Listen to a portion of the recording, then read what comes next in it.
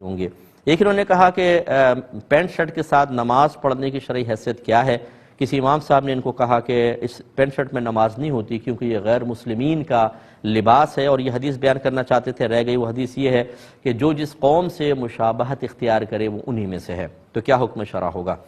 دیکھیں اس بات کو اچھی طرح سمجھ لیں کہ کسی قوم کی ایک ہوتی ہے مذہبی علامت، ٹھیک ہے نا، اس کو مذہبی شعار کہتے ہیں، شعار مینز علامت، جیسے سلیب لٹکا لینا۔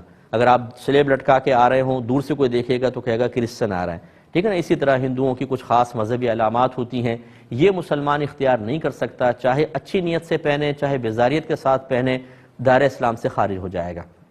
دوسرا ہوتے ہیں قومی شعار۔ قومی شعار کا مطلب اس کا مذہب سے تعلق نہیں ہوتا، لیکن وہ کسی غیر مسلم قوم کی ایسی علامت ہوتی ہے کہ اگر ہم اس کو دیکھیں تو فوراً ہمارا انتقال ذہن اس غیر قوم کی طرف چلا جائے۔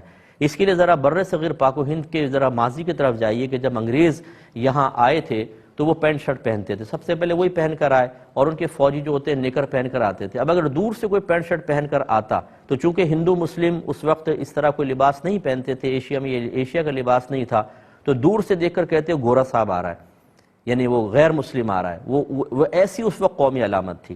تو ایسی کوئی قومی علامت ہو کہ جس کو دیکھ کر انتقال ذہن فوراً غیر قوم کی طرف چلا جائے، وہ بھی اختیار کرنا منع ہوتا ہے۔ پہلا کفر ہوتا ہے اور یہ گناہ ہے، گمراہی ہے لیکن کفر نہیں ہے۔ اور اس کی وجہ یہ ہے کہ ایک مسلمان اگر ایسی چیز پہن کر آئے گا، دور سے آپ دیکھیں گے اور کہیں گے یہ تو کوئی کافر آ رہا ہے، تو ایک مسلمان اپنے آپ کو اس انداز سے پیش کرے کہ لوگ اسے کافر کہیں، یہ غیر مناسب، اس لیے منع کیا گیا۔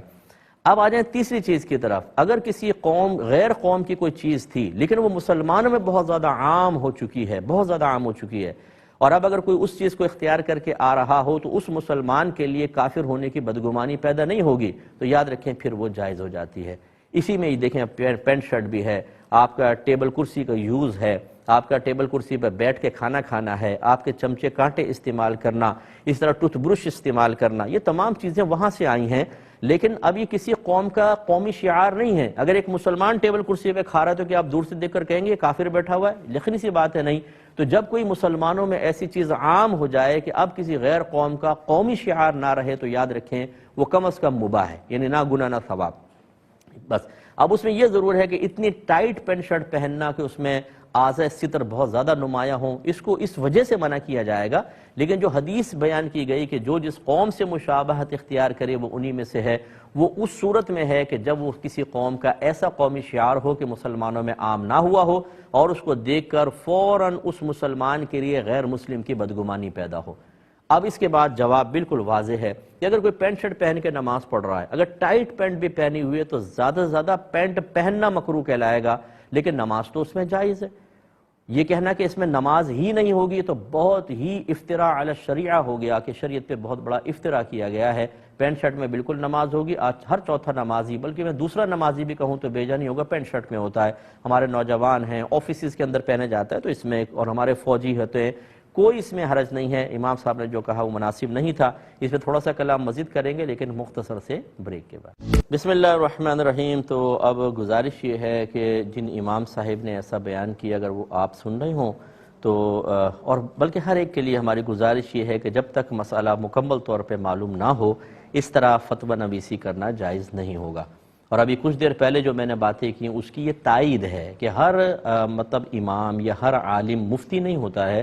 بعض اوقات ہم سطحی قسم کی معلومات کو بنیاد بنا کر لوگوں پہ فتویٰ نویسی کر رہے ہوتے ہیں اور یہ مناسب نہیں ہوتا۔ یہ تو ہے ان کے لیے۔ باقی جو مقتدی صاحب نے آپ نے سنا ہے، جو بھی بھائی نے کویسچن کیا ہے، دیکھیں اس طریقے سے اگر آپ اب یوں کریں گے کہ آپ اس کو میرے اس کلپ کو نکال کر اور امام صاحب کو سنائیں گے اور پورے محلے کے اندر سنا کر امام صاحب کے لیے ذلت کا سامان کرنے کی کوشش کریں گے، یہ بھی غیر مناسب چیز ہے۔ ہم بعض اوقات اگر کوئی امام صاحب ہمیں سمجھانے لگیں، کچھ کریں تو ہم غصے میں آ جاتے ہیں اور ہم کہتے ہیں کہ اب میں ان کو چھوڑوں گا نہیں، پھر ہم جاتے ہیں کسی اور عالم سے اس سے فتویٰ لا کر ان کے خلاف فتنہ پھیلا دیتے ہیں۔ آپ ایسا ہرگز نہیں کریں گے۔ جو بھائی مجھے سن رہے، میرا حسن ظن ہے آپ کے ساتھ، آپ تنہائی میں جا کے پیار محبت سے گزارش کرنا چاہیں تو کر سکتے ہیں، اور نہ کرنا چاہیں تو آرام سے آپ نمازیں پڑھیں، بس کچھ بھی نہیں۔ لیکن یوں نہ کیجیے گا کہ آپ خدا نہ خواستہ وہاں فتنہ اٹھا دیں۔ آپ انہیں پیار محبت سے ضرور یہ مسئلہ بتانا چاہیں تو بتائیے، اور ہونا بھی چاہیے۔